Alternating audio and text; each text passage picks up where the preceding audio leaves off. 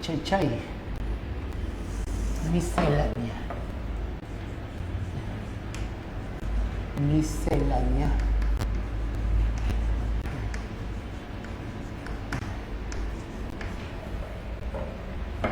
De HP.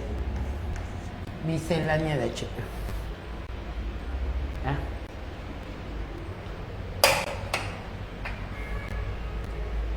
Y lo primero que hay que ver es el poblamiento americano. ¿No? Lo primero que hay que ver es el poblamiento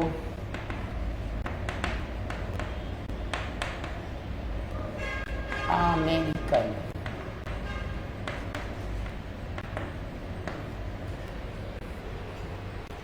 Con una antigüedad más o menos desde hace 40.000 años aproximadamente.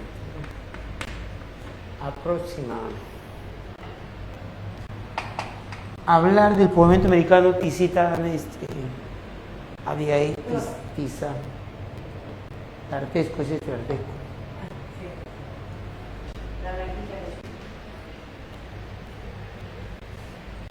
Es hablar de las teorías inmigracionistas en un contexto climático donde se vivía frío o calor. Hace 40.000 años la Tierra atravesaba momentos de frío o de calor. Escriban.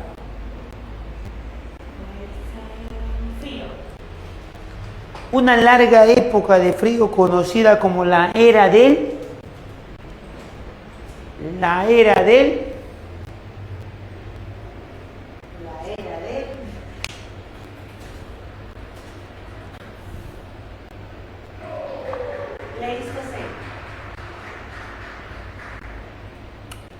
Pleistoceno, también llamado era del hielo. Muy bien, su nombre científico, Pleistoceno.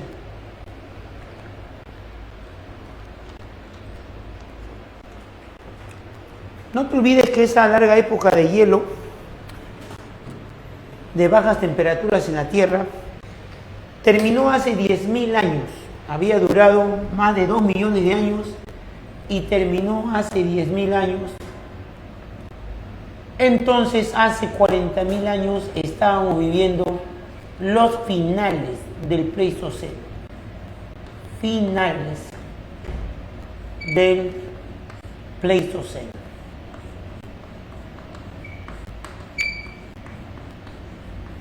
Finales del Pleistoceno, ¿no? Y allí hay una discusión acerca de por dónde entró el hombre y de dónde vino. Una serie de teorías inmigracionistas. Una serie de teorías inmigracionistas.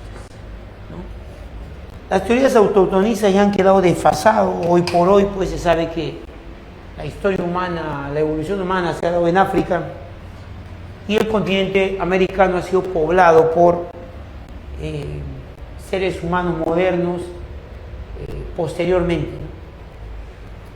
Entonces, si nosotros dibujamos más o menos el mapa,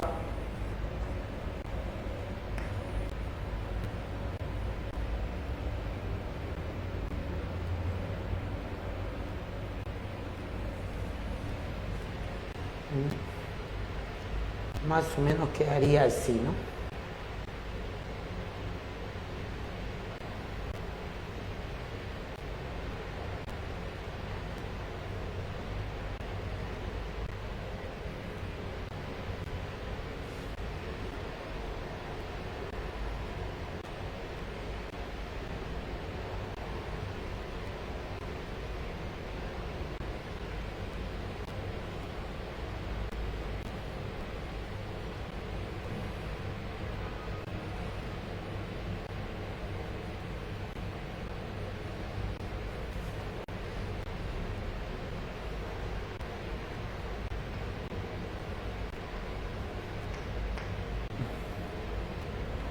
Está.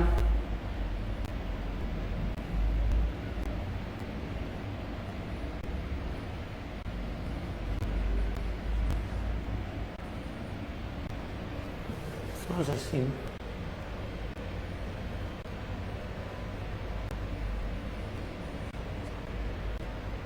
Ya. ¿Está bien el mapa o no? Algo, ¿no? Algo parecido. ¿Ya?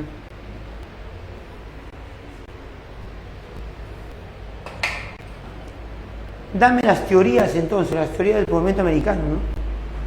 La que dice que el hombre viene de Asia. El hombre viene de Asia. ¿Cómo se llama esa teoría? La teoría A.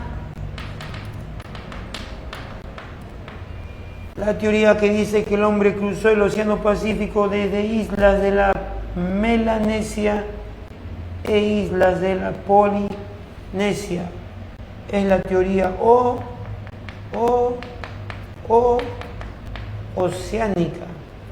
Y la teoría que dice que el hombre cruzó desde Australia a través de un conjunto de islas y que luego, apoyándose en la Antártida, había cruzado por el sur de Chile, por la zona de Tierra del Fuego y la Patagonia. Otra teoría dice que cruzó un puente ártico que le había dado posibilidad de ingresar a Norteamérica por el lado del Atlántico.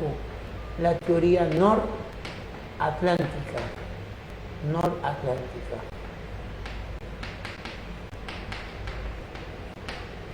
Ahí está. Las cuatro, esta teoría que dice que el hombre viene del sur o ingresa por el sur es la teoría australiana. Oceánica, asiática, australiana.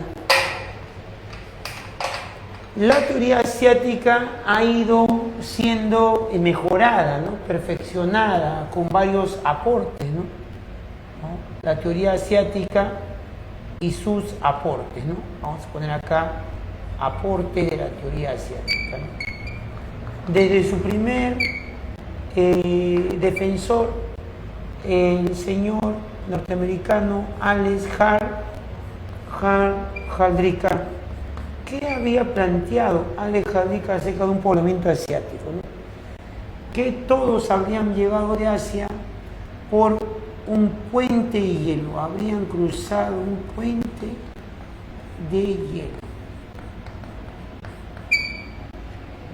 Pero luego ha habido gente que ha aportado, ha superado esta explicación cuando se ha rechazado la existencia de un puente de hielo y el congelamiento del océano, el congelamiento del mar en la zona de Bering ha sido rechazado, ¿ya? Más bien Vance Heiner o Haynes ha planteado que lo que hubo ahí es un istmo, el istmo de Beringia, que se formó por el fenómeno de eustasia glacial o disminución de los océanos, del nivel de los océanos por el congelamiento de la Tierra, que había presionado agua en los continentes. Torben Ritt luego ha planteado su aporte también. Torben Ritt es el que ha manifestado la teoría de las algas, o ruta costera, teoría de las algas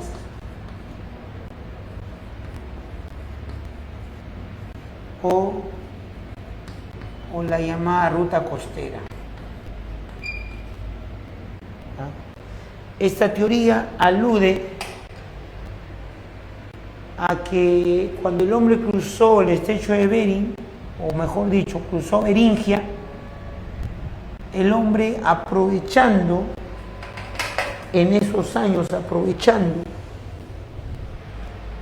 la abundancia de recursos marinos que le proporcionaba la costa, ha acelerado su migración y ha poblado el continente americano por toda la costa del Pacífico. O sea, la abundancia de recursos marinos posibilitó entonces esa migración un tanto acelerada, diríamos, ¿no?, de los hombres asiáticos. Entonces, un aporte a la teoría asiática, esto de la ruta de las algas.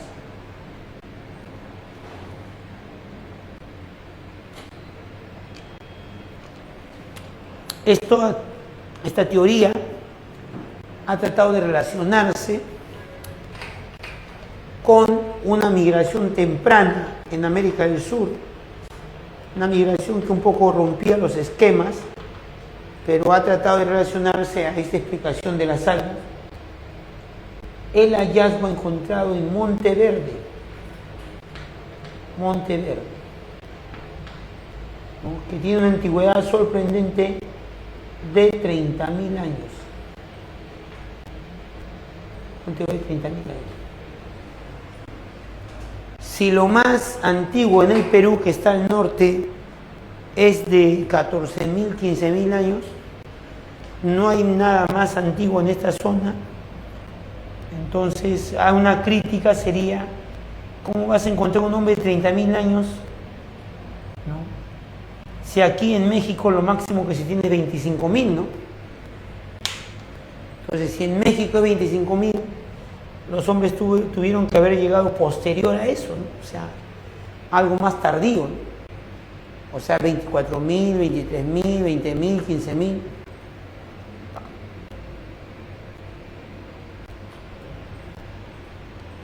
Con la explicación de Perú, sí tiene sentido, ¿no?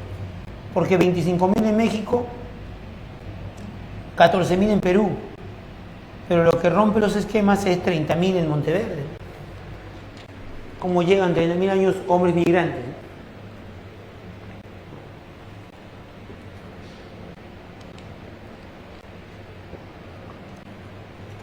¿Qué usa para sustentar cada una de estas teorías? Para su sustento, ¿qué usa? Por ejemplo, la teoría asiática usa el parecido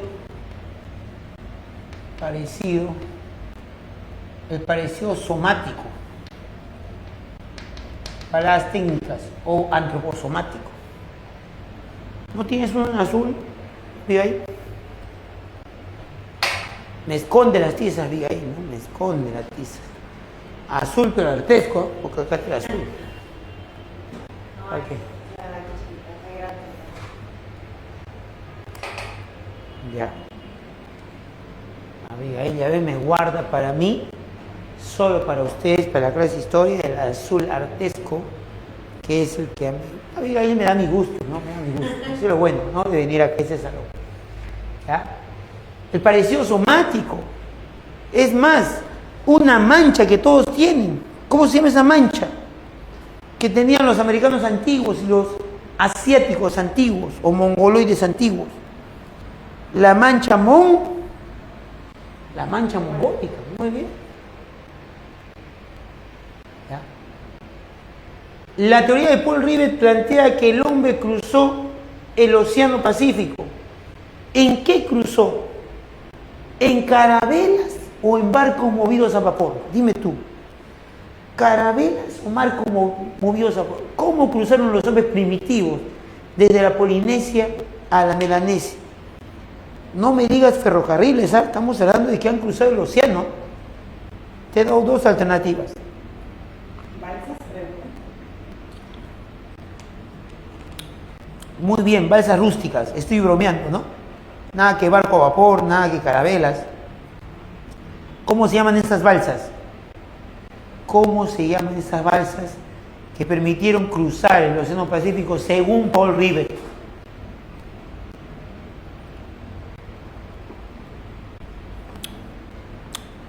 Piraguas, muy bien. También le dicen catamaranes. De balancín, muy bien, porque no tenían ni siquiera remos. Tenían un palo gigante que servía de balancín.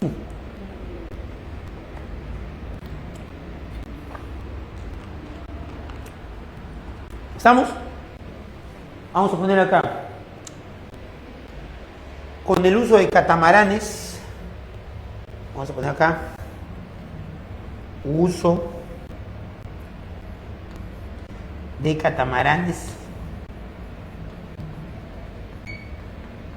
¿no? Han dejado pruebas. ¿Qué pruebas nos han dejado? El uso de la pachamanca, ¿no? El uso de la pachamanca de los polinesios. El uso del poncho. Usan poncho tanto en la Polinesia como en América. ¿Quién no usaba un poncho? Todo el mundo sabe que es un poncho, pues no, hay poncho de colores, hay poncho de tamaños. Abigail, ¿tú también has usado poncho o no? Poncho, ¿han usado ustedes? ¿Cuándo se usa poncho? Sobre todo cuando vas a la sierra. Vieras a mi enamorada, Abigail, siempre le gusta usar el ponchito, ¿no? Claro, siempre, ¿no? Para abrigarse del frío. Una semejanza de usos y costumbres, ¿no? En el caso de Australia, por ejemplo, de la migración australiana, bueno, dice que el hombre cruzó por la Antártida, ¿no? En un óptimo climático en la Antártida, ¿ya? Y nos ha dejado como evidencia el parecido de las chozas, ¿no? En forma de colmena, ¿no? En la teoría noratlántica nos han dejado el parecido, ¿no? Las semejanzas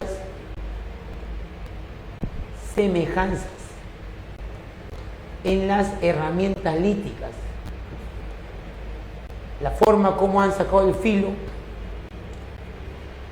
los llamados clovis de Norteamérica y los solutrenses, la técnica solutrense de Europa, es lo que comparan estos investigadores y llegan a la conclusión de que pueblos europeos primitivos han cruzado un puente de hielo en el norte en la época del Pleistoceno y se han insertado en Estados Unidos, ¿ya?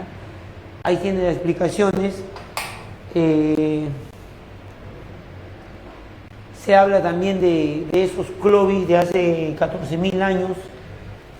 Hay un hallazgo en Catus Hill de unas herramientas cola de pescado o puntas con pedúnculo que servía para los cazadores de esos lugares, ¿no? Catus Hill en Estados Unidos, expresión de cazadores clovis, ¿no? Cazadores clovis, relacionados con los clovis.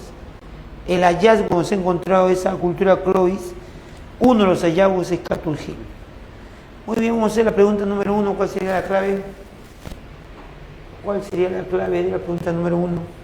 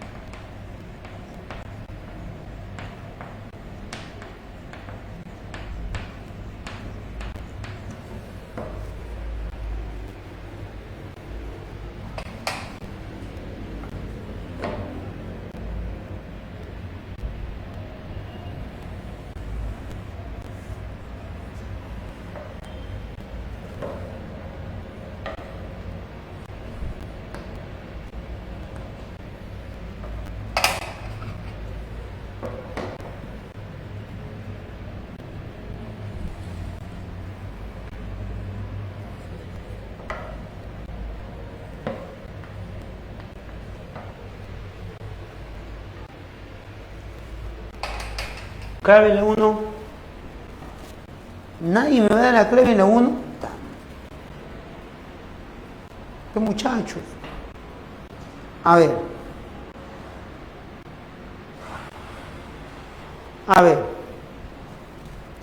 Corrige la número 1. A ver, corrige. La número 1 debe decir: las evidencias encontradas en Monteverde permiten relacionarla a la existencia de una ruta costera desde Asia, permiten relacionarla a la existencia de una ruta costera desde Asia. ¿Verdadero o falso? Dime. Eso sería verdadero.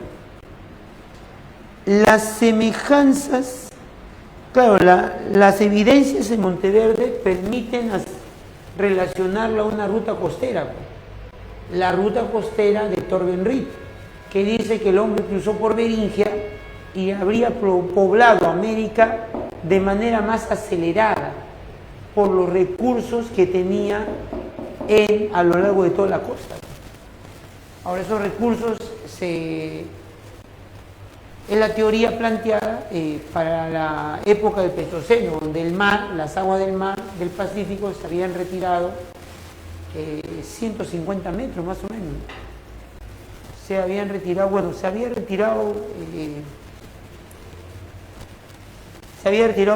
considerablemente porque el océano aproximadamente ha descendido en nivel 100 a 150 metros de profundidad. Entonces eso sería verdadero, permite relacionarla, ¿no? Aunque todavía quedan las dudas, queda la discusión, ¿no? No es tan aceptado del todo, ¿no? Las semejanzas de las puntas Clovis y las puntas solutrenses refuerzan la teoría noratlántica.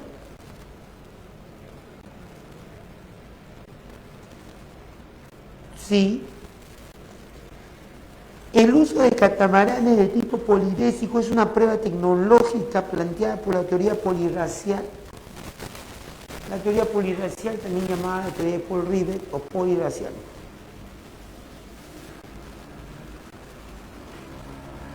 Las puntas cola de pescado de Catus Hill, diseñada por la Casa de Grandes Presas, para la Casa de Grandes Presas,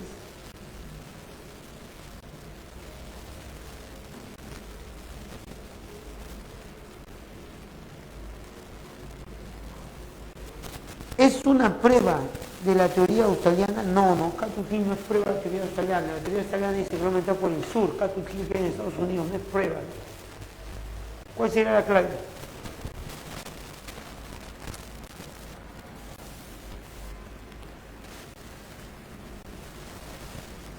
La 3, la 1.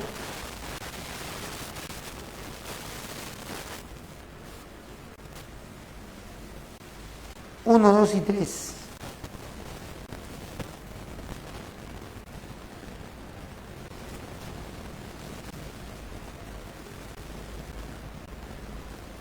Ya, respuesta de Heredo, 1, 2 y 3. Estábamos en los primeros pobladores del Perú. En algún momento llegan al Perú. Lo más antiguo que se tiene en el Perú es de 13.000 años.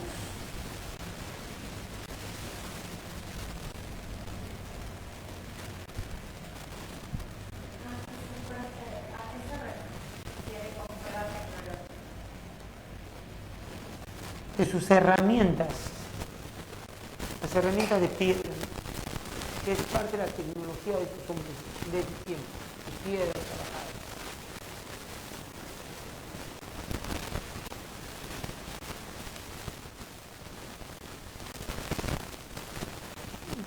Habla de un pre-cerámico.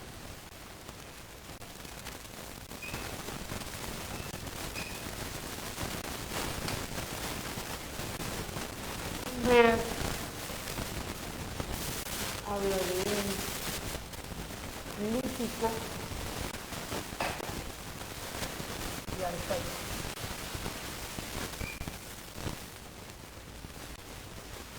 Cuando se transita el lítico,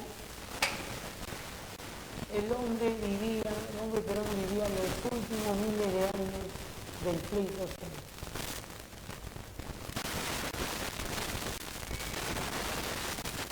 Vivía los últimos miles de años del Pleistoceno.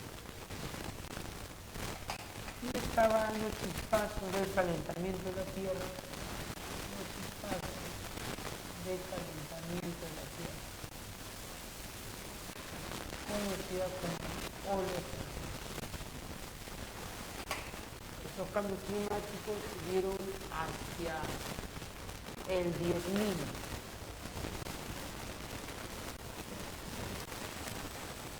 Hacia el 10.000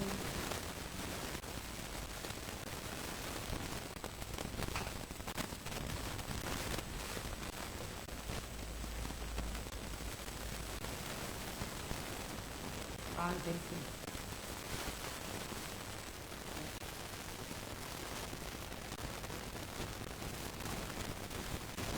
Ambos eran depredadores.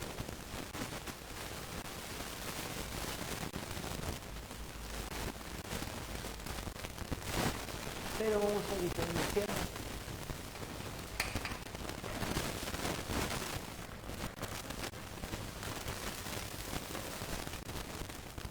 Un lítico, un NF.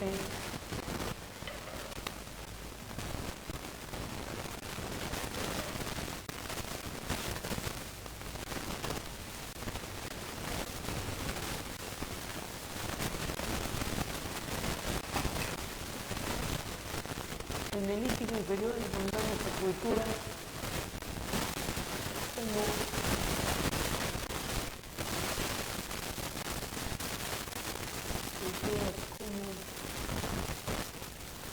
mochito,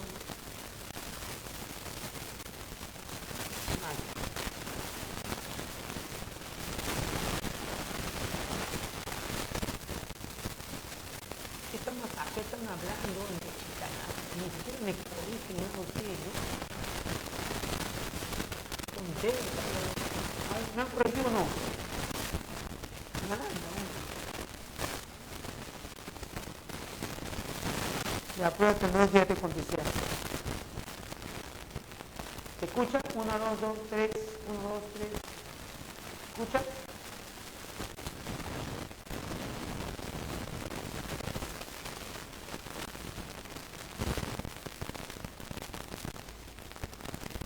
Uno, dos, uno, dos, uno, dos, se escucha, 1, 2, 1, 2, 1, 2, se escucha, 1, 2, 1, 2. ¿Se escuchan bien?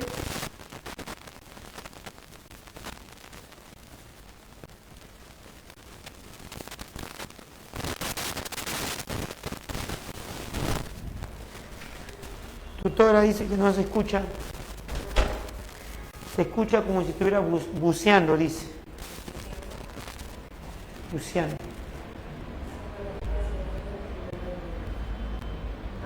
O sea, la tutora viene y ya se arregla.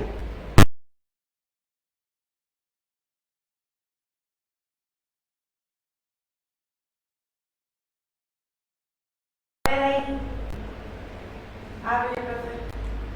1, 2, 1, 2, probando, 1, 2, 1, 2. Sí, ya está. Entonces no te olvides que en el lítico se habla de un lítico inferior, porque estamos profundizando. No sé si tú sabías esto. El arcaico también. El arcaico tiene un arcaico INF y un arcaico SU. El arcaico INF es el arcaico de los horticultores. El arcaico INF es el arcaico de los pastores en corrales.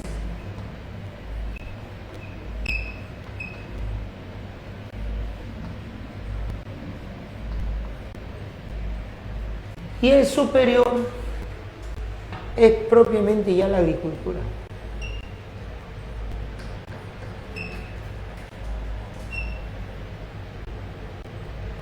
Propiamente ya la agricultura. Propiamente ya la ganadería.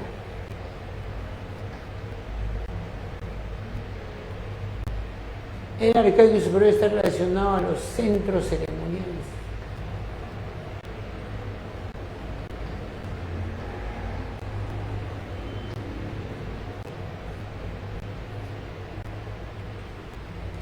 Aquí hay los centros ceremoniales. Pero retrocedemos a la etapa de los depredadores. ¿Cuál es la diferencia? En que ellos eran depredadores selectivos, indiferenciados, no hacían diferencias. No hacían diferencias en la manada y mataban a todo lo que podían.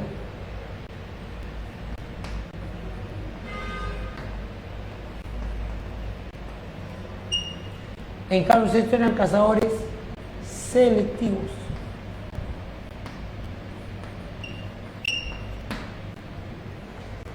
Miles de años nos ha llevado a esa capacidad selectiva.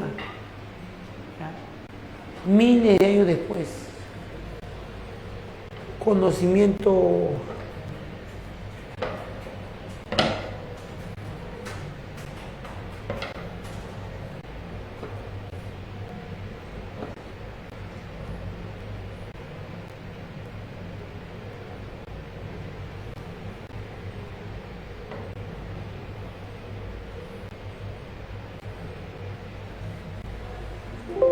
de esta etapa en inferior es Pigichi. Lúcete que es Pigichi.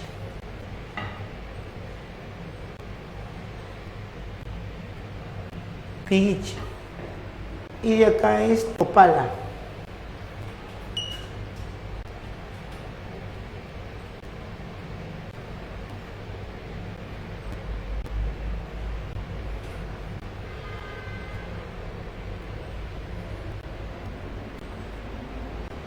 ¿Por qué Pigichi? Piqui Machay, más antiguo, guitarrero, chivatero. ¿Por qué Topala? Porque representan estas características. Selectivos, sus propias herramientas mejoran, ¿no? Sus propias herramientas van perfeccionándose también. Vamos a ver acá. ¿Qué herramientas? Indiferenciados, selectivos. Estos se elaboran solamente monofases.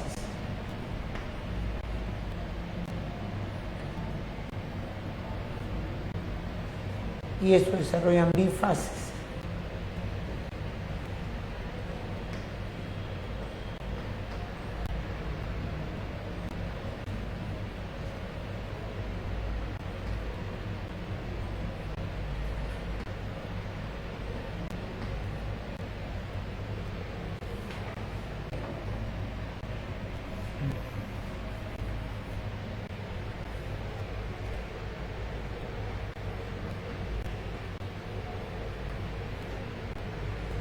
Ya, ahí está. Aquí, por ejemplo, hija,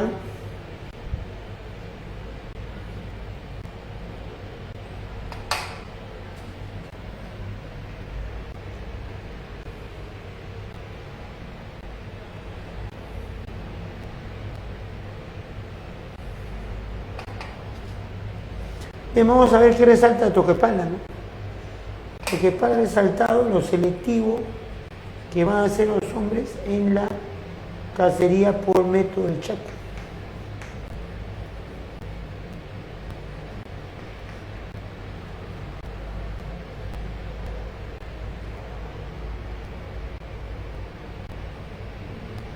Método del Chaco, método del rodeo.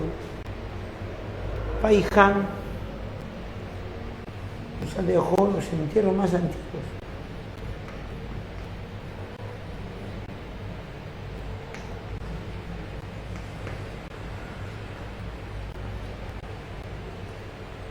Y Lauricocha nos ha dejado sus estilos de su punta de cacería.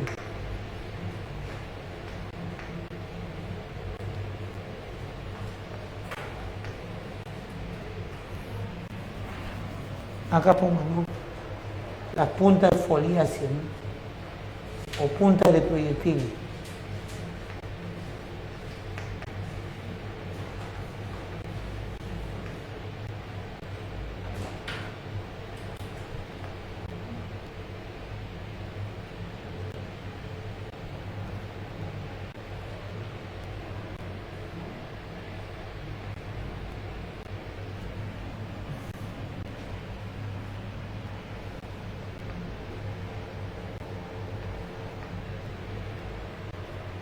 Ahí está.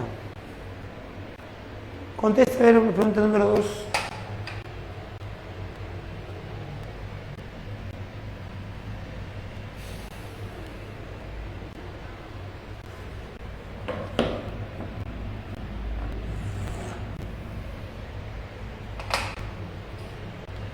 Este periodo primitivo termina cuando se descubre la cerámica, aproximadamente 1800 a.C.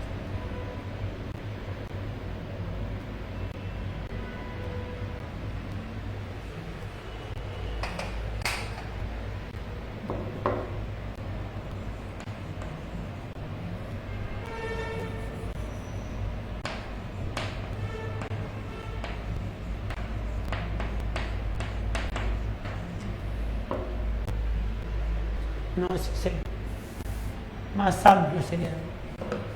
Más amplio.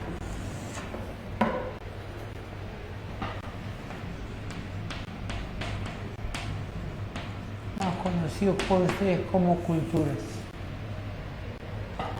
Hacemos una prolongación del espacio para saber que seguimos con John Rowe.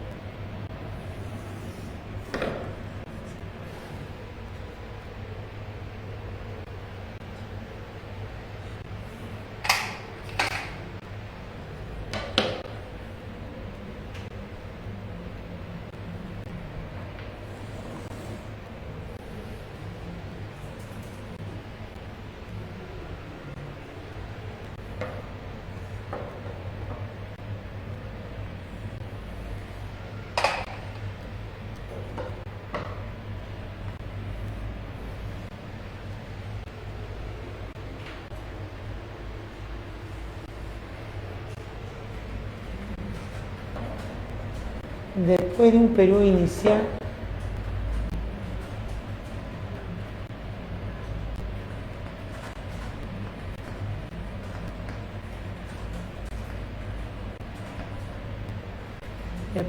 inicial, viene un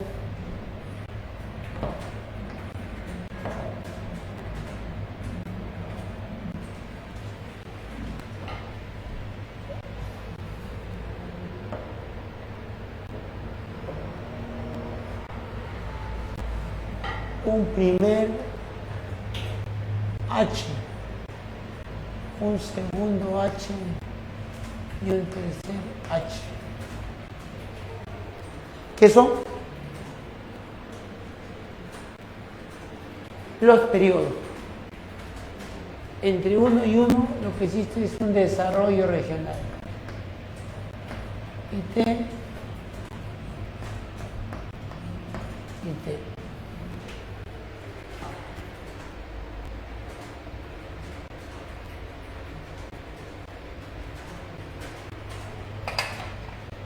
¿Qué es un horizonte cultural para John Rowe? Tiene que ser en el 1. ¿Qué es un horizonte cultural?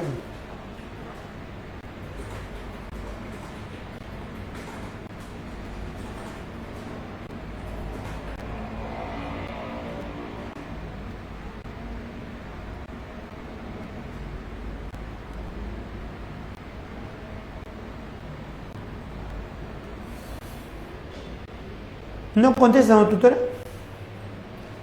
A ver, la gente no está, falta pilas. Vamos a dar un respiro. A ver, tutora, llama la atención a los muchachos, a ver. ¿Cuántos son? Cuando se expande en grande. Muy bien. Entonces sí está respondiendo. Entonces, tutora. Puedes ver, tutora, que ahora parece que...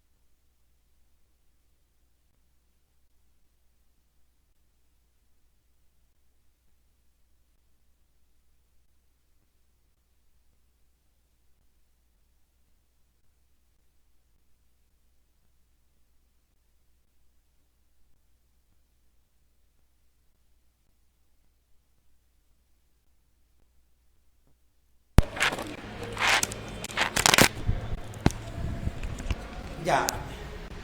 O sea, ya recibieron su conversación. Ya viene este segundo, ¿no? Ya. Yo te respondo por el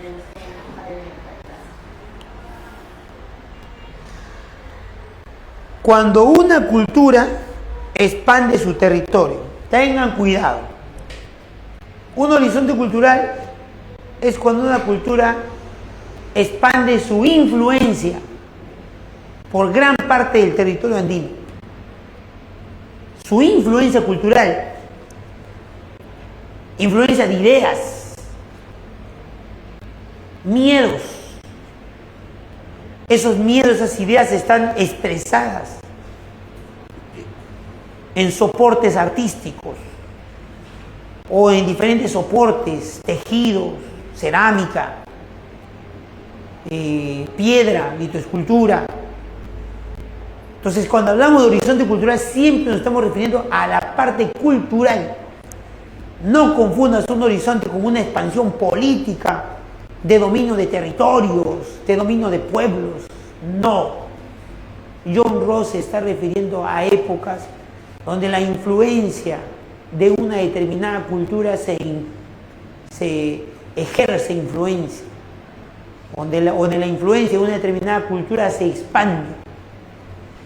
Él no ve el otro aspecto del por qué se expande, ¿no? Que bueno, obviamente eso responde a diferentes motivos. A veces esa expansión se da porque política y militarmente se ha impuesto a un determinado pueblo, como los Wari, por ejemplo, los incas. Pero en el caso de Chavín, los Chavín no eran un estado violento, represor, de dominio de pueblos.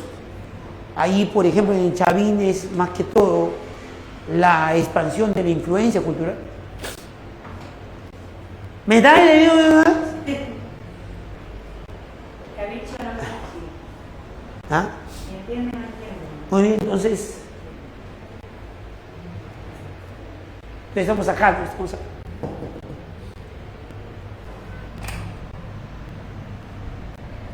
Horizontes culturales. Lo mismo para Lumberas. Lumberas habla de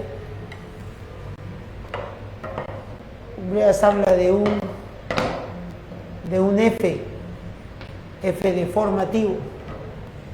Los mismos periodos, con diferentes nombres, mismos periodos. Lumberas habla de un primer imperio. ¿No tienes otra tisita, tutor? Verde.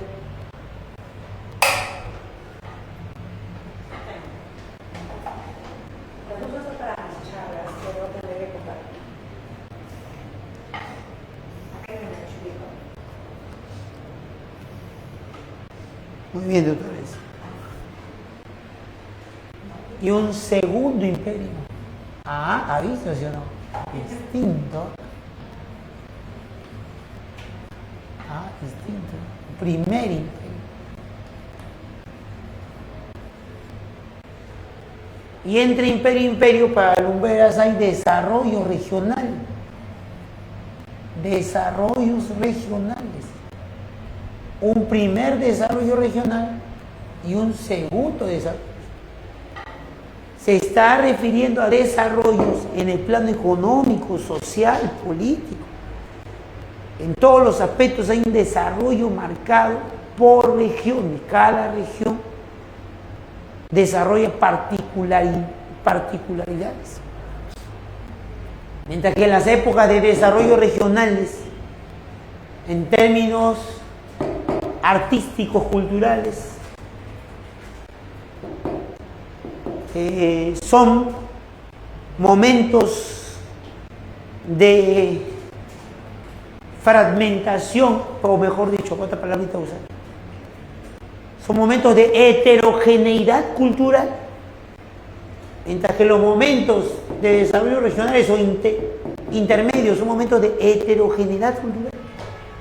Los momentos de horizonte son tiempos de homogeneidad cultural. ¿Estás entendiendo? Para su mejor estudio, el formativo se divide en tres. Formativo INF, formativo EMED y formativo SUP. Pregunto, ¿dónde está Chavín?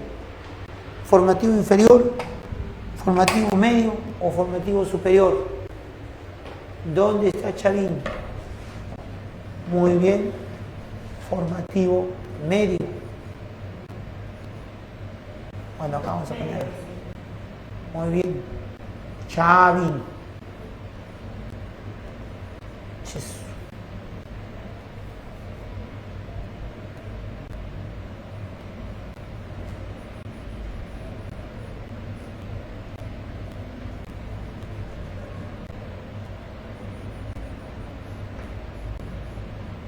Chavín. ¿Dónde está Paracas?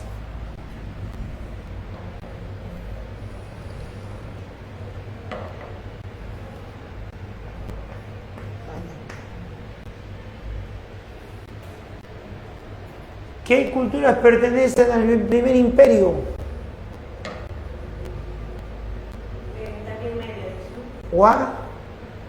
Wari. Pero también en esta época existió Tiahuanaco. ¿Quién es el segundo imperio? Los incas. ¿Qué culturas pertenecen al primer desarrollo regional? Mochica por un lado,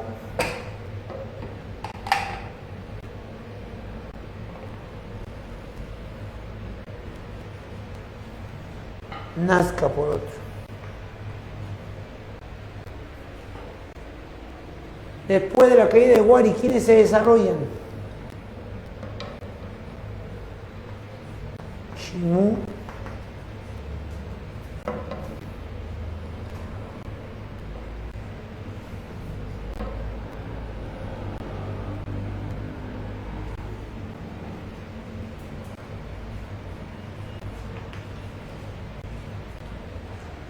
Chincha, no sé.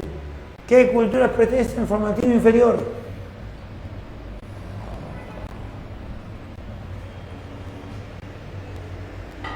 La cultura Sechín, la cultura Cupisnique,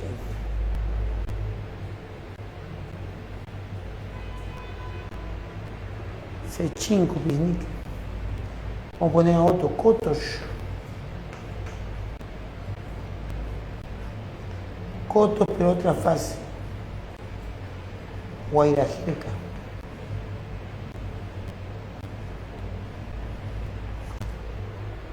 Cotos, Guairajerca.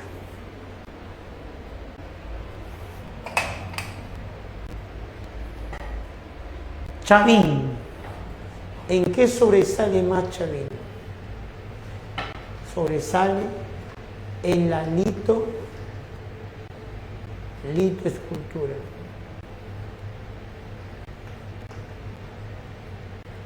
Una litoescultura terrorífica.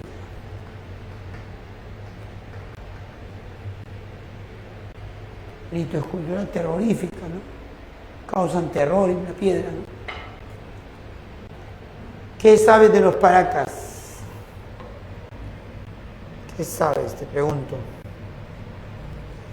Que los Paracas tienen dos fases. La fase K, caverna, y la fase N, necrópolis.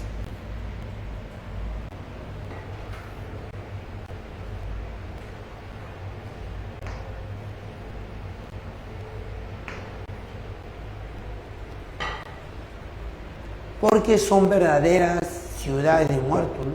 400, 500 fardos funerarios juntos. Mientras que la tumba caverna podían alcanzar máximo 30 fardos funerarios. ¿Qué es un fardo funerario? Explícame. ¿Qué es un fardo funerario?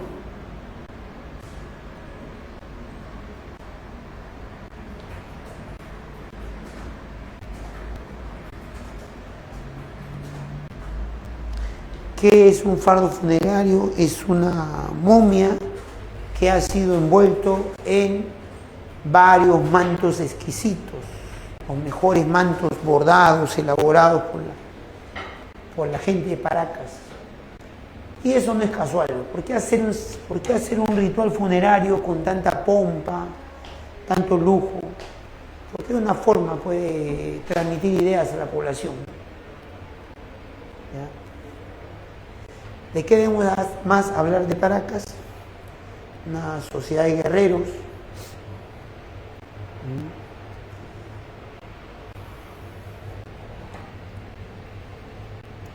Caverna y necrópolis.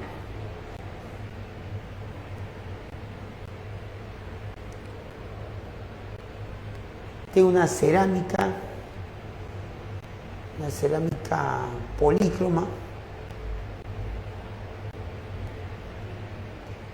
pero una policromía fugitiva por la técnica que estaban llegando a hacer.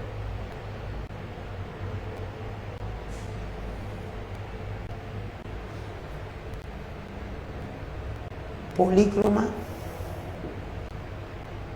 pero la técnica con la que está pintada es después que la han metido al horno.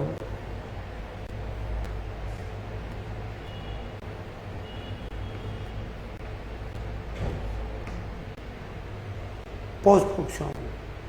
En cambio aquí en Necrópolis desarrollan la precocción,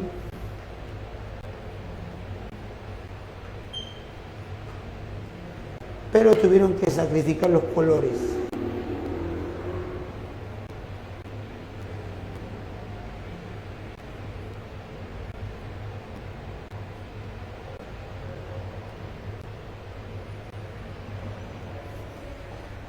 Precocción.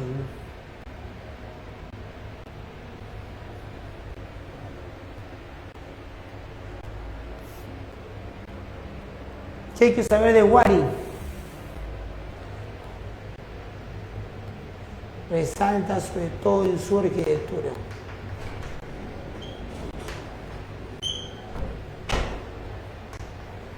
En sus tejidos.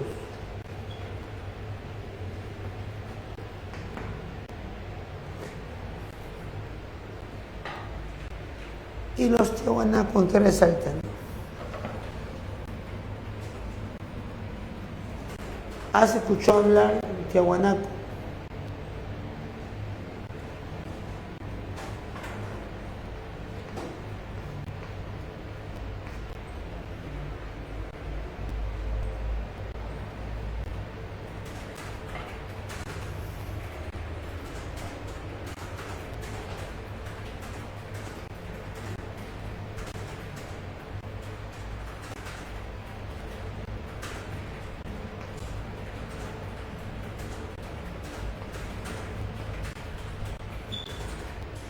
Control biopsicológico.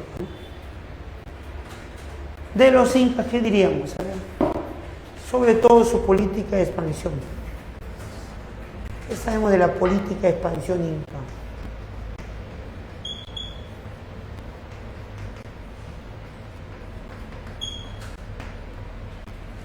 Hablar de la política de expansión inca es hablar primero de las causas. ¿Por qué los incas se expanden por otros pueblos? ¿Por qué los incas se expanden por otros pueblos? Porque quieren llevar los logros de su civilización a otros pueblos atrasados y primitivos. Por eso se expanden los incas. Muchacho, ¿por qué los imperios se expanden? Si te comes esa, te comes cualquier argumento. No puede ser ningún imperio que se expanda para compartir, profesor, los avances de su tecnología, los avances del desarrollo de su sociedad. No, muchachos, ningún imperio hace eso.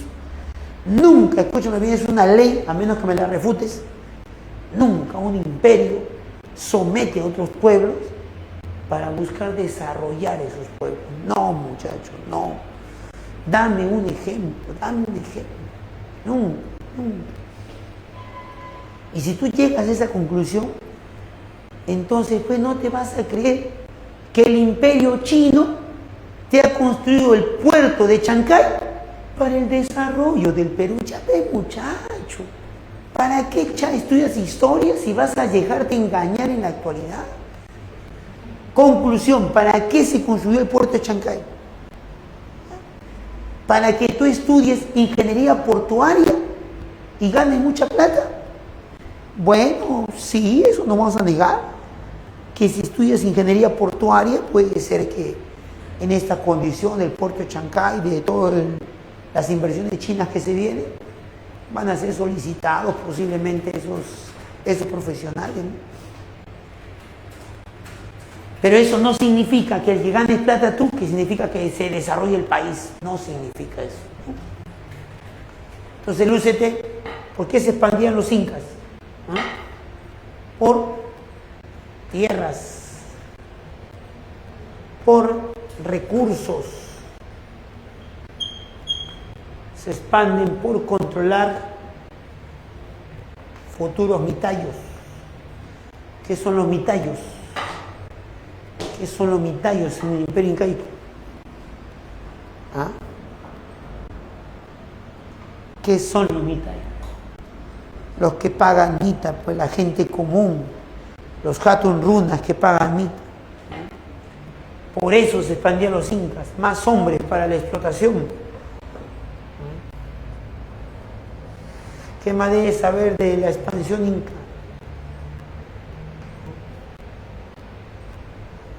El método de expansión. Pregunto, ¿se expandían con violencia o con acuerdos diplomáticos que establecían con el otro pueblo a ser sometido? ¿Violencia o diplomacia? Claro, pues también aplicaban la negociación. Método de expansión, la violencia, que era lo principal. Para eso tienen sus tremendos ejércitos.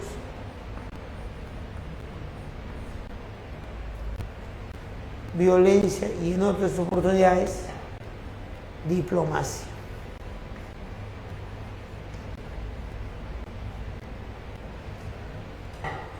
La diplomacia que le llevó a tener alianzas con otros pueblos se puede visualizar en la alianza con los chinchas, con los chupachos.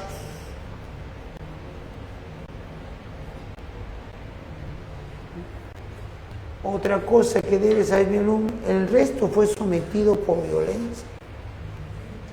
Otra cosa que debe saber mi alumno es la política de dominio, su política cultural.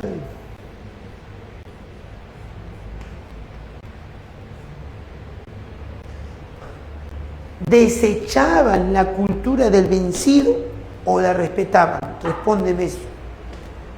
Los incas rechazaban la cultura del vencido o la respetaban. Era un respeto a la cultura del vencido, al idioma, a sus dioses, a sus creencias, a sus costumbres. Lo respetaban, lo aceptaban, siempre y cuando con una condición: que pongas la cultura de los incas como superior a tu cultura. Ejemplo, dejaban que sigas adorando a tus dioses locales, con la condición de que aceptaras que el dios Inti y otros dioses están por encima de tu dios local. ¿Cómo definiríamos su política cultural? Respeto,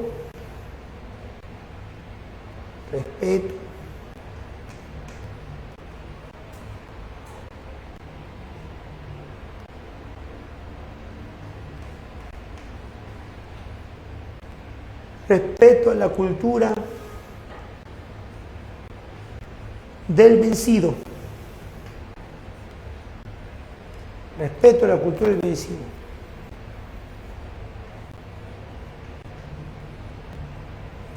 Pero se exigía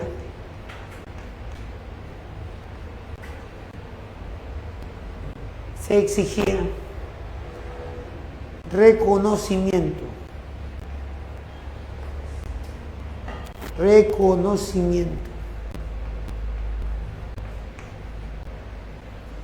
pero se exigía reconocimiento de la cultura inca.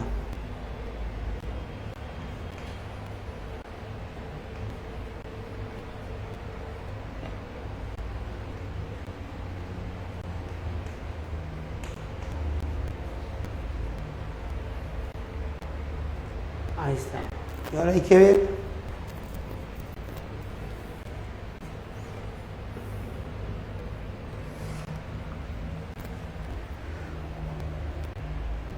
proceso.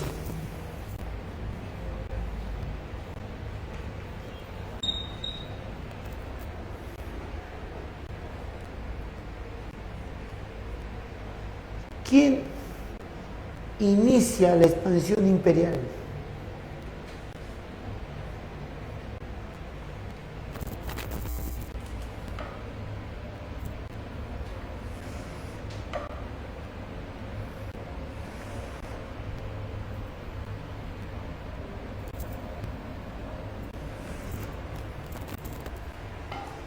¿Quién inicia la expansión imperial? Se puede vencer en la batalla de Yaguarpampa. Inicia el Inca Pachacútec. ¿Quién es el que más conquistas hizo?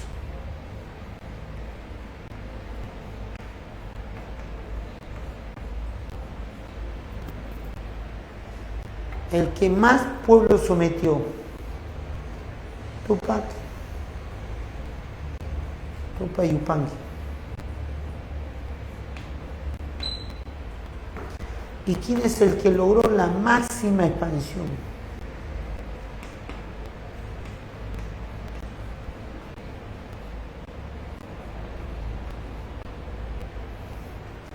La máxima expansión lo recibió Huayna Cápac.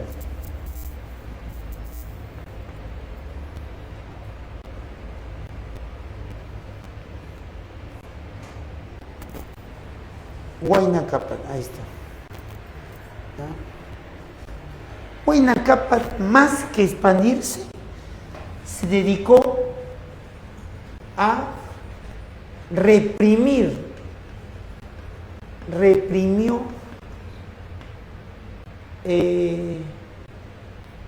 a los grupos subversivos, a los grupos rebeldes que no aceptaban el dominio.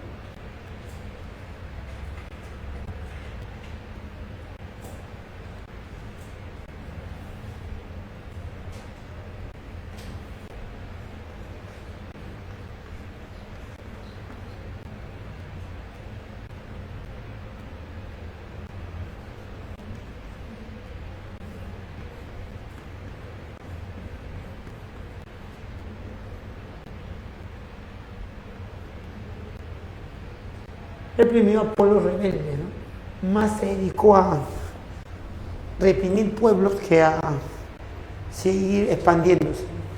Hasta ahí vamos a contestar, a ver. ¿Qué preguntas se puede contestar hasta ahí? Y después ya de Huayna Cápac viene la decadencia, ¿no? De los hermanos. Huayna Cápac desde... Ahorita vengo para explicar lo de los incas para terminar. A ver, vamos a contestar, chicos.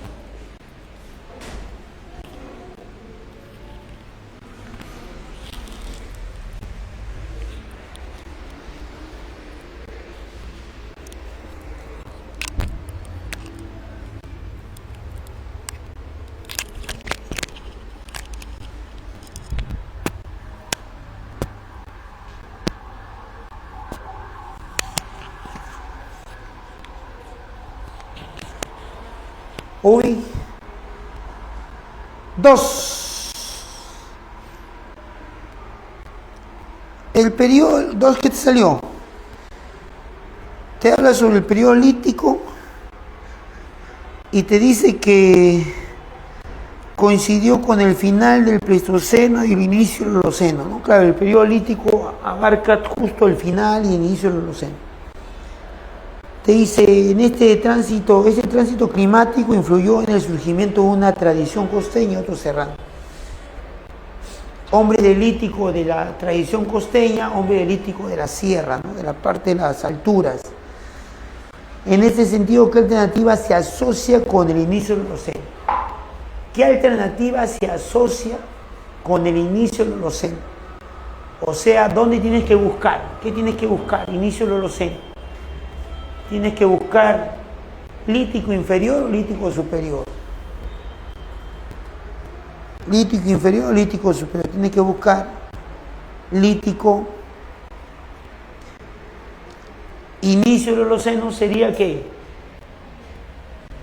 Tienes que buscar lítico superior. ¿Sí? Lítico superior.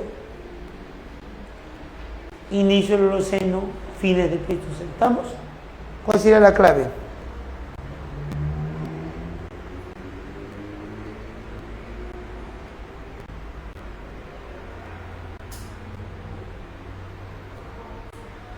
La clave sería 2 o 3. ¿Tienes un lapicerito, un lápiz, tutora? La 2 sería la A. La 1 y la 4 no son del lítico superior, porque te está hablando del inicio del Holoceno.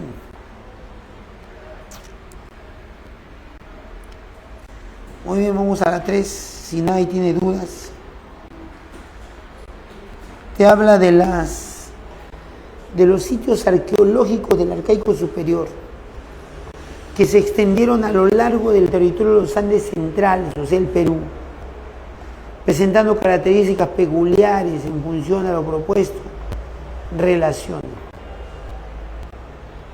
A pesar de ser una comunidad de horticultores y recolectores de mariscos, llegaron a elaborar un estrecho.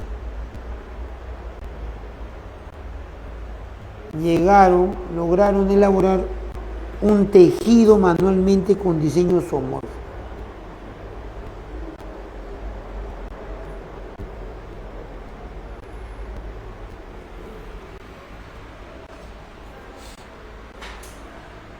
¿Con quién va ese? La A.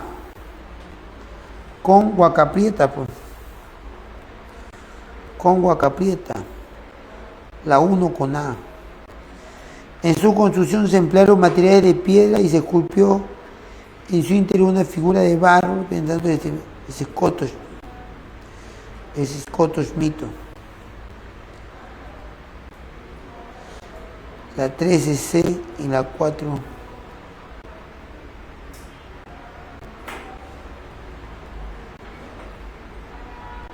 la A, ¿no? La A está fácil, ¿no? La A.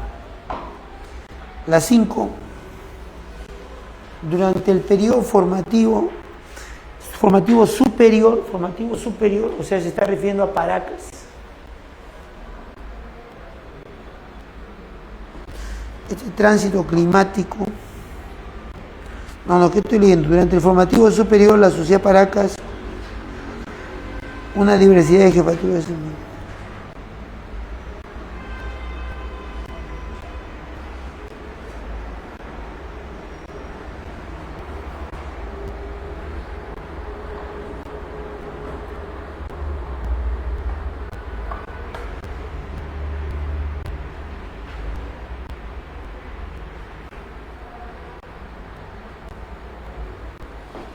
Durante el formativo superior, la sociedad Paracas constituyó una diversidad de jefaturas al mando de élites que controlaban sectores específicos de los valles y basaban su poder en actividades rituales, siendo una de los más importantes el asociado a los funerarios. Acerca de este último y el contexto funerario que lo acompaña, podemos afirmar ¿qué podemos afirmar en relación a los funerarios, a los rituales a los muertos, ¿no? A los entierros? Los rituales funerarios vinculados con la momificación de la élite evidencian la jerarquización social paraquense. Por supuesto de que esa es la evidencia, ¿no?, de un enterramiento tan pomposo, lleno de mantos exquisitos. Su patrón de enterramiento, según Tello, fue indistinto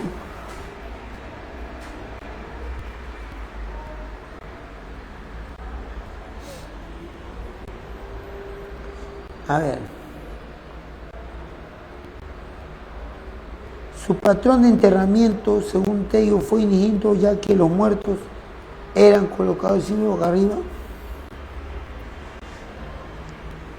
No, boca arriba no, pues, ¿no? Paracas en cunclillas, ¿no? En su textilería representan generalmente seres antropomorfos, convirtiéndose en propaganda, sí. Investigaciones contemporáneas consideran que la cultura Paracas, los fardos estaban asociados a su cerámica más antigua, a una cerámica ritual monocroma, ¿sí o no? Respóndeme.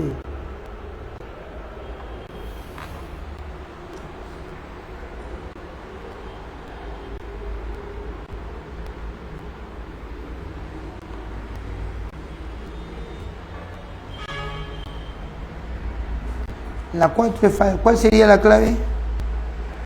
Solo 1 y 3. 1 y 3, no. Sus textiles representaban generalmente seres antropomorfos convirtiéndose en propaganda de estado teocrático, sí.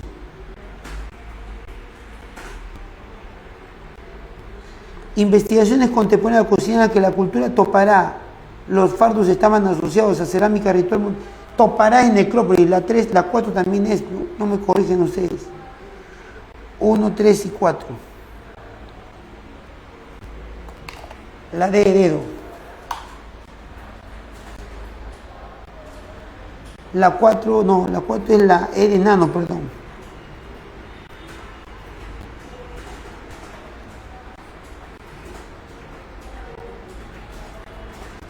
La 5. La política Wari fue resultado de un proceso de síntesis cultural que ocurrió al final y intermedio temprano y que se consolidó en el horizonte medio.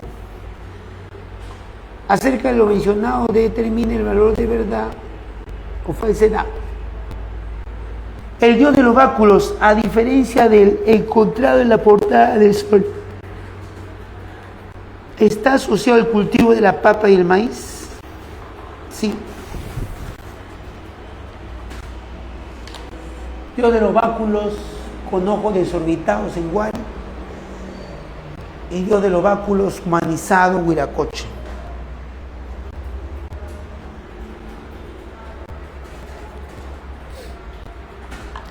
Después de la arquitectura, la litoescultura fue el arte más representativa descubierta en Tello.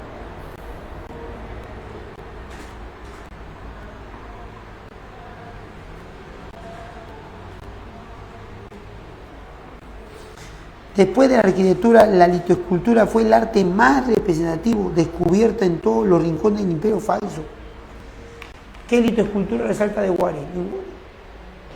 Wari resalta en textilería, en tapices, en confección de ropa para la élite,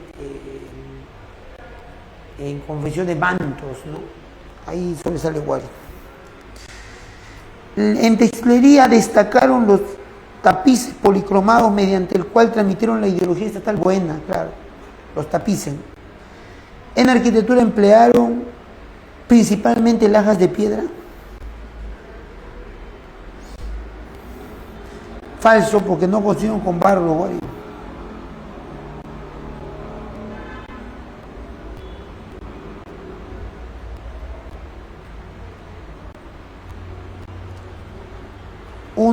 Y 3, verdadero, falso, verdadero, falso.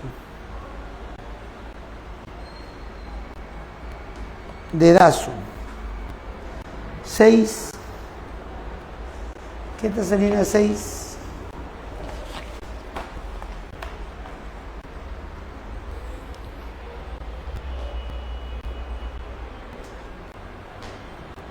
Escribe tu clave 6.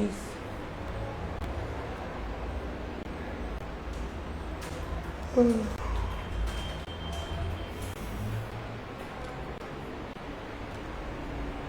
poco mal estoy, tutora. Estamos mal así. Eso me pasa por salir a correr en la madrugada.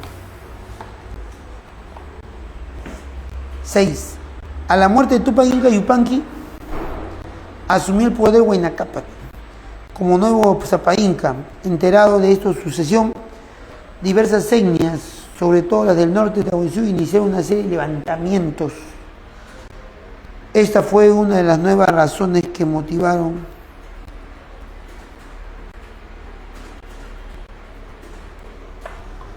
ya Huayna Cápac asumido, y dice: muchos pueblos del norte se han levantado, iniciaron levantamientos, ¿no?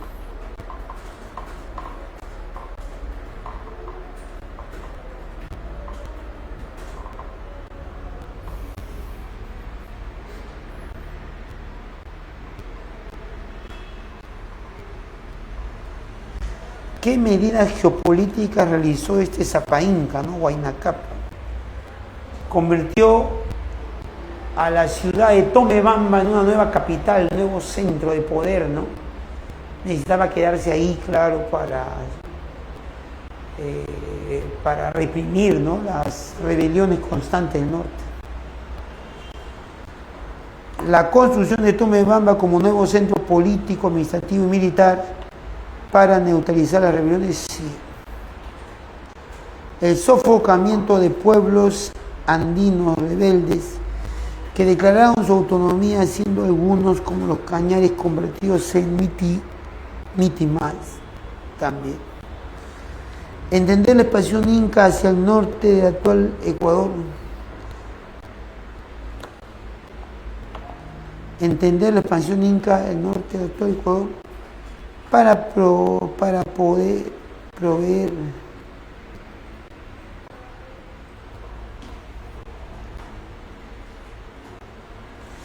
de alguna manera provee de experiencia a los oficiales. Estás en guerra, promueves experiencia en la guerra, porque están en constante conflicto. Neutralizar las epidemias no tiene nada que ver.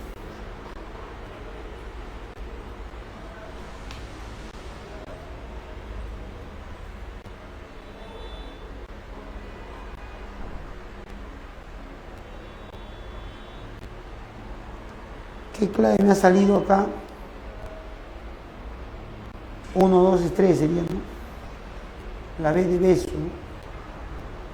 7 la B de beso. La 6, ¿qué salió? No, la 6 estamos, pues 6, B de beso. A 7, sobre los viajes de expansión de Pizarro. A ver, lee.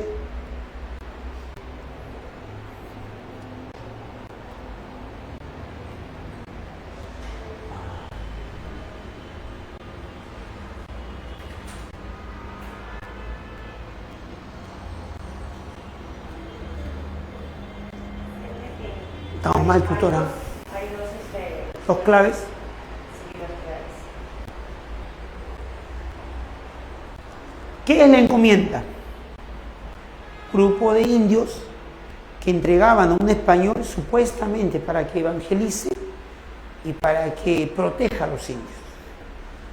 ¿Qué es el requerimiento?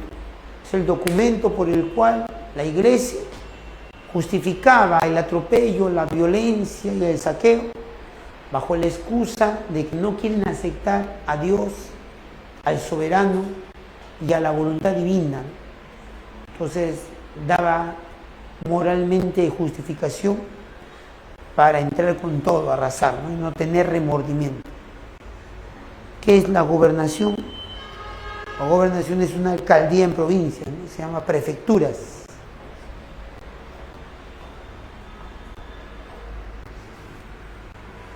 ¿Y qué es gobernación?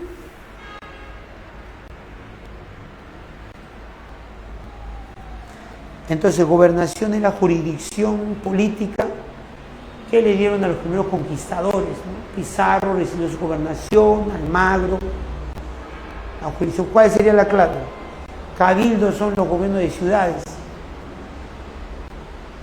7, clave. A ver, yo lo voy a hacer, yo lo voy a hacer. Merced de indios concebida para la evangelización, encomienda. Petición de sometimiento del Inca al poder de Dios y al rey, haya requerimiento. Institución de control político y militar de una macrorregión andina.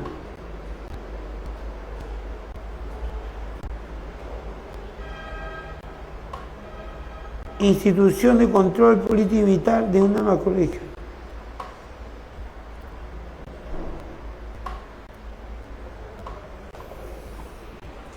Institución de control político y militar de una macrorregión andina. Gobernación. Pues. Hoy todo está en orden, creo.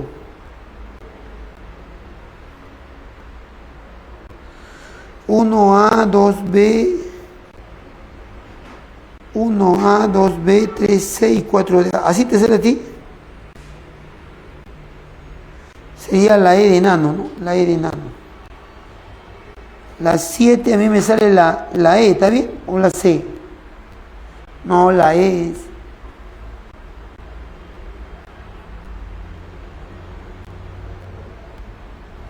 Sí, la E.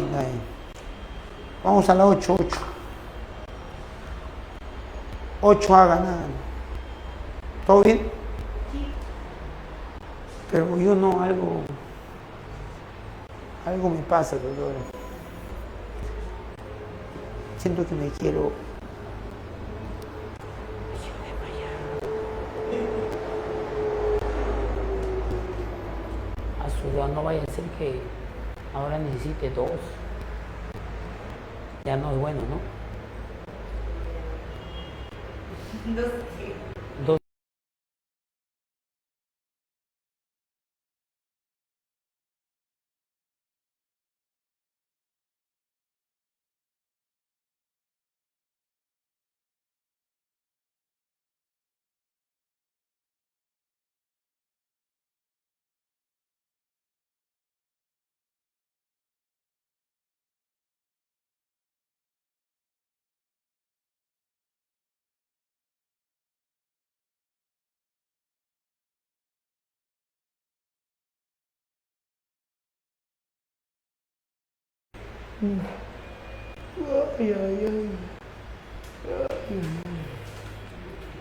¿Cómo le van los otros profes? ¿A quién lo ves como yo? Así.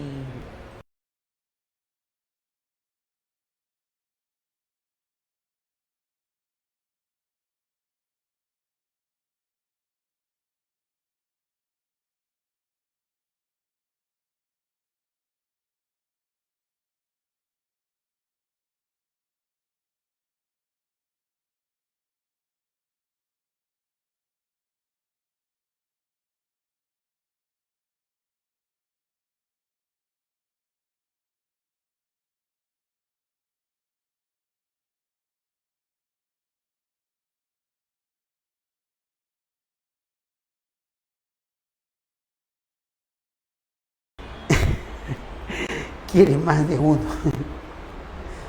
Ya, hoy, escuchen hoy. Ya, vamos a explicar acá las leyes de Indias. Hemos hecho acá clase de virreinato, por lo tanto está en tu cuaderno. De las 30 ordenanzas, de las leyes de Indias, yo te he hecho aprender 3 nada más. 3. 1. Se pone fin a la herencia de encomienda. 2. Se anulan las gobernaciones. Y 3, se prohíbe la esclavitud y la servidumbre indígena. Todo español le debe pagar a los indios por su trabajo.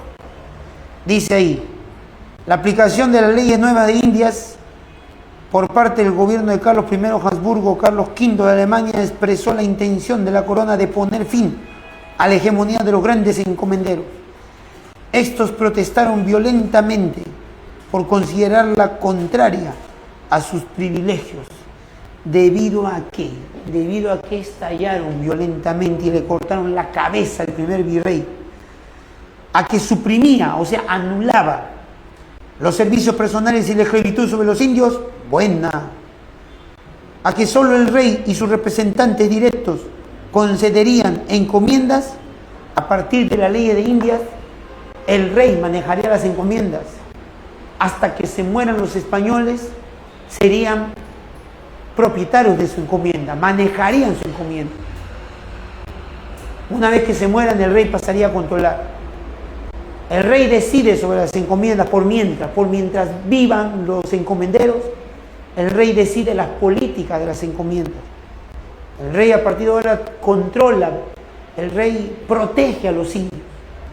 A pesar que seas un encomendero, el rey va a proteger, va a estar constantemente vigilando cómo te portas frente a los indios, porque el rey ahora es el máximo representante de los indios y vela por su seguridad y vela por la evangelización de los indios para que lleguen al paraíso.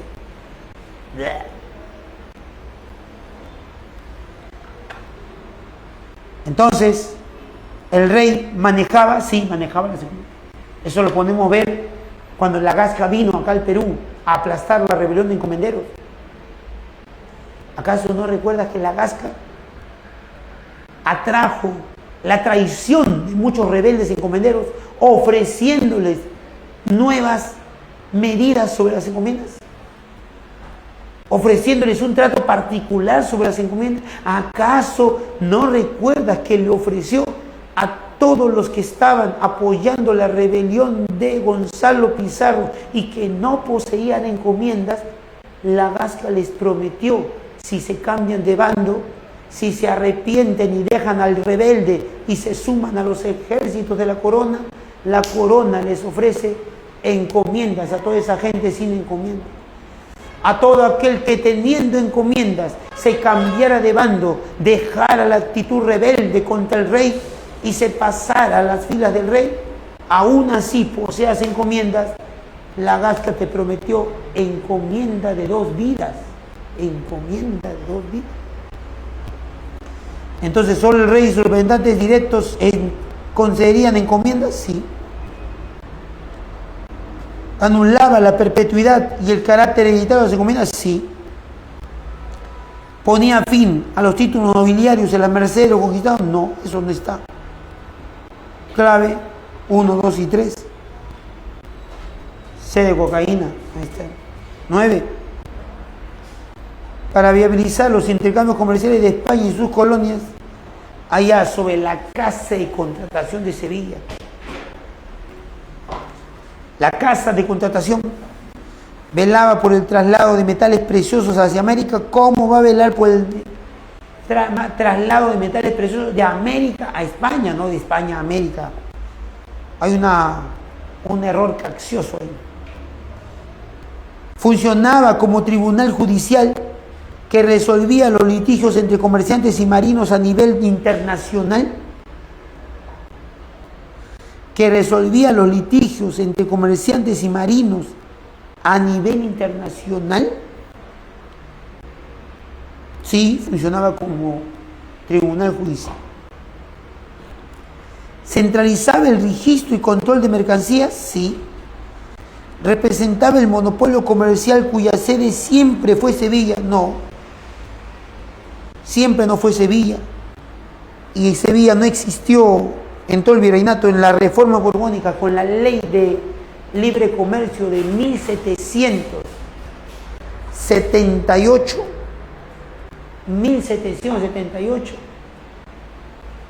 la Casa de Contratación deja de funcionar y desaparece. Por lo tanto, la clave es falso, verdadero, verdadero, falso. La C. La C, la 9C.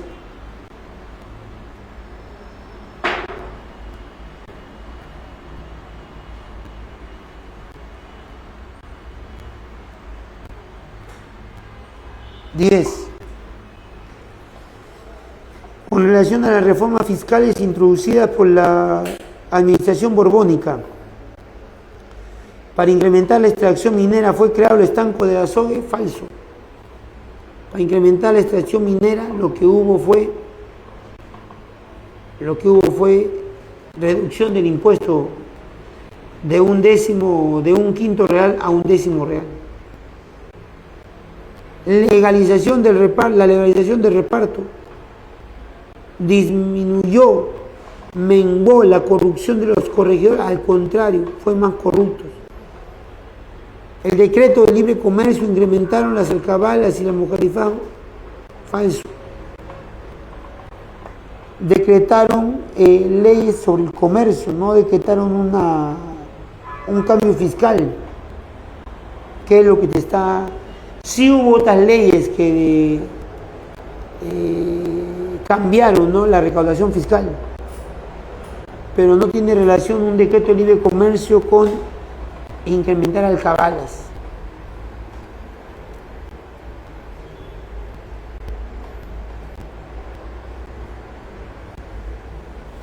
Los impuestos derivados del comercio estaban a cargo de las aduanas interiores. Verdadero.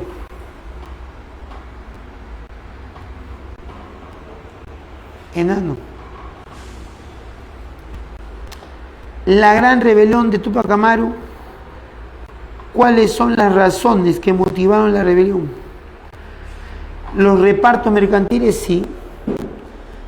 El aumento de gravámenes como las aduanas interiores.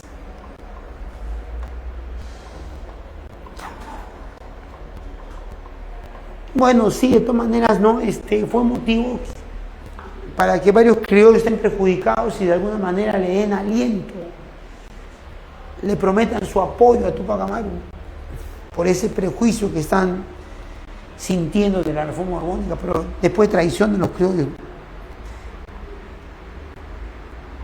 La instauración de un sistema de visitas y de intendencias es causa de esta rebelión, no, es consecuencia de esto.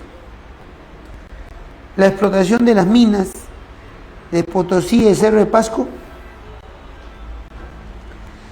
Bueno, quizá la explotación de la mina de Cerro de Pasco sí, ¿no? Perdón, al revés, ¿no? De Potosí sí, en el sur. Pero Cerro de Pasco no generó esto, ¿no?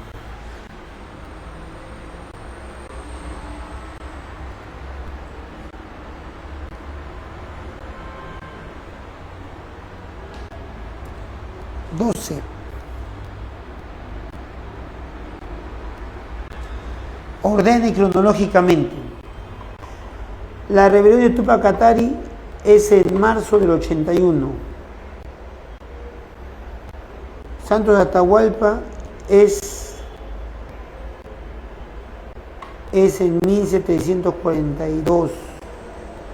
Túpac Amaru es en noviembre del 80. Cochabamba es en 1730. ¿Cuál es la secuencia?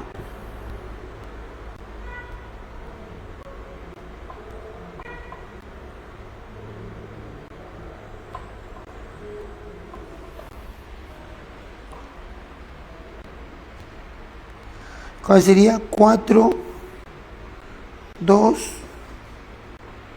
3, 1. 4, 2, 3, 1. 4, 2, 3, 1. La D de dedo. ¿Estamos? ¿Está bien o no? La 1 es al final. La ordene cronológicamente. La de Túpac Katari es en el 81. Túpac Amaru fue antes. 4, 2, 3, 1. ¿Estamos? La 12 es la de dedo. Ya. Muy bien. ¿Cuál era tu pregunta? ¿No eran acaso los caciques? ¿Quién eran los caciques? ¿Cuál? A ver, contexto a tu pregunta, a ver, contexto.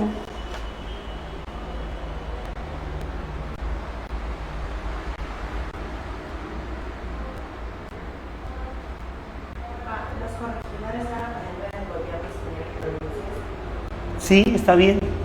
Los corregidores eran representantes del gobierno español en provincia. Está bien. Ya está bien.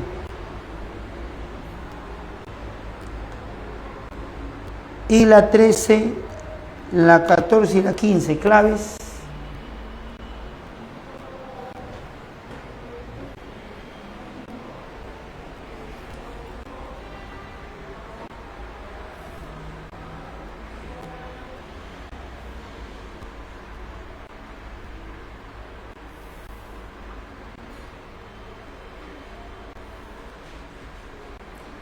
Con eso terminamos. Comprueba tus claves, a ver.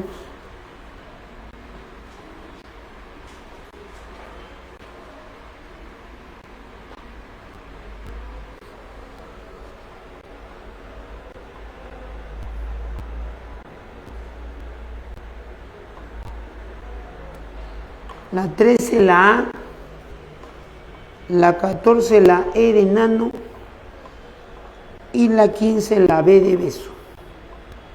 ¿Ya? Muchachos, si no hay otras preguntas, hasta ahí nos estaríamos quedando. Nos vemos en la chocolatada.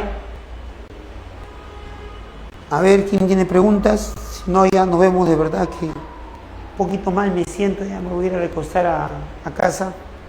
Pero normal, yo me puedo quedar a responder preguntas. Sabes que yo estoy aquí para ustedes. Solamente vengo por ustedes.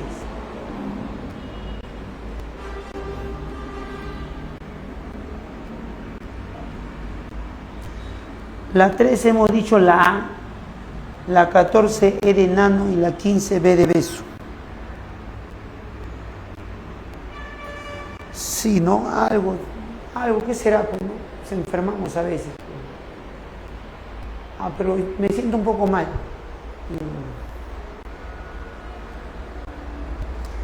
Denle la respuesta de la 1 y la 2 a su compañera, a ver. Bien, eso sería todo entonces. Chao. Ha terminado la clase. Chao, nos vemos.